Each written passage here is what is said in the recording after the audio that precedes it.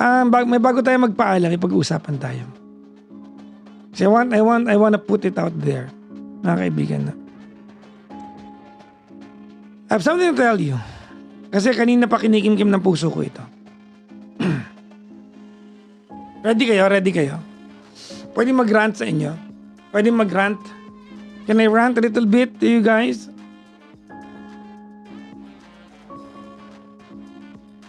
Promise, pinag-isipan ko kung if I'm going to make this as a topic dito sa programa natin na to. Or wag na lang, palampasin ko na lang. And I realized I have a little platform that I can choose whatever I can topic or not topic, no. I can talk about or not talk about. And this is so dear and close to my heart. I just want to put it out there. Hindi ko alam kung nakita nyo ito. Online, no? I think it happened last Easter Sunday sa mga Kristiyano.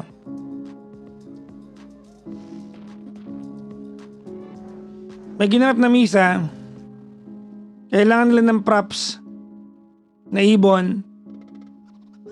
At kinable tie nila yung pakpak ng ibon dun sa cross para maging props. Kung sino man yung organizer nung event na yan, na gumawa niyan, ina mo ka. Yung mga gumawa niyan, ina nyo lahat. Dumalo pa kayo ng misa, mga ina nyo, ganyan kawalang yung mga puso ninyo.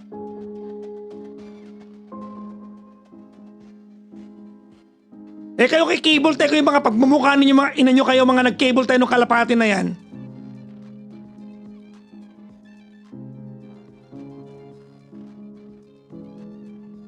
Sa mga gumawa niyan, kinable tayo nyo yung ibon para may props kayo, mga ina nyo. Masawal pa kayo sa hayop. Dumalo pa kayo ng misa, ganyan na maugali nyo, ina nyo.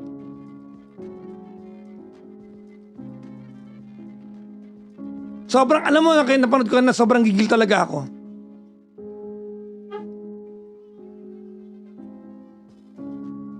Sobra. Alam natin, di ba, meat industry is killing animals. Okay na yan. One time, big time, namatay, hayop kinain ninyo, okay na yan, serve a good purpose. I don't agree, but this is the world we live in.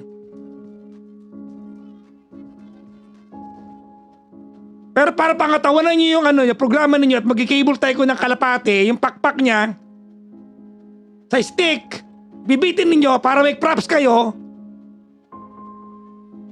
on a religious gathering. Utak gumawa niyan. I'm sure not everybody sa misa na yan, sangkot dyan, pero may organizer yan, may mga natoka dyan. How did you come up with such stupid idea to cable tie a helpless bird just for you to have a prop?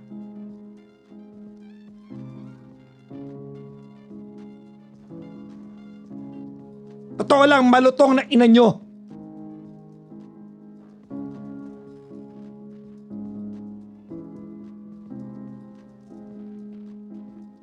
Ang lala nyo. Masaya kayo? Mag-imbisa tayo. Nag-cable tie kayo ng kalapate, yung pakpak. Di kayo nahiya sa mga sarili nyo?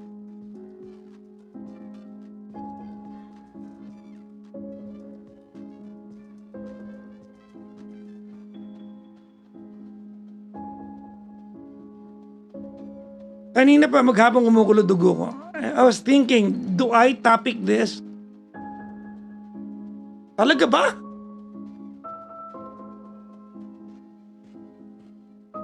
Approve sa inyo yan? On a religious gathering?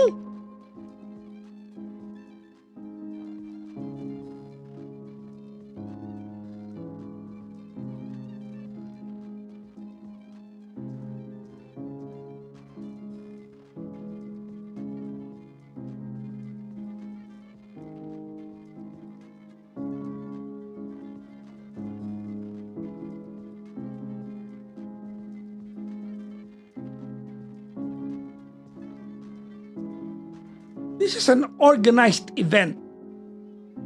And this is what you came up with?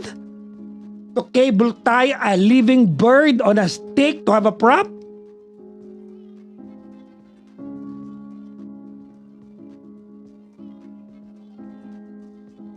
This is what you came up with? On an Easter Sunday?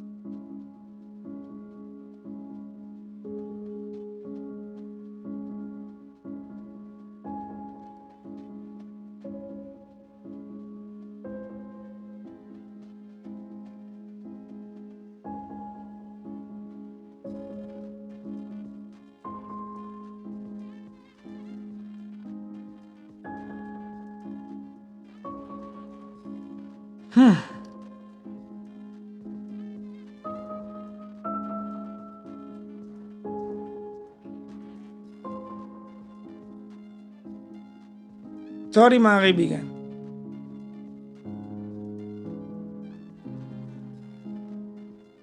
Ang lala nyo. Ang lala nyo dyan. Yung mga gumawa niyan. I'm sure may mga nagulat din sa inyo dyan, pero yung nag-approve niyan, tsaka yung mga nag-isip niyan, that's what you came up with? Yan yung thought process niya na meron? Yan yung thought process nyo? I-cable tayo natin yung living bird sa cross para may props tayo? Yan yon? Really? On Easter Sunday?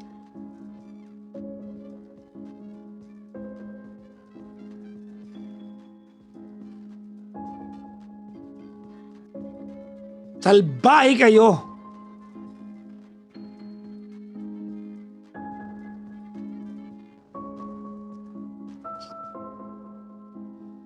Anyways, you have to forgive me. No? I really reserve this sa dulo ng programa natin. Sino man ang nautusan ng simbahan na yan para mag-organize, tapos yan yung naisip nyo, talaga ba? Thought process nyo yan habang nasa church kayo. Wow! Galing!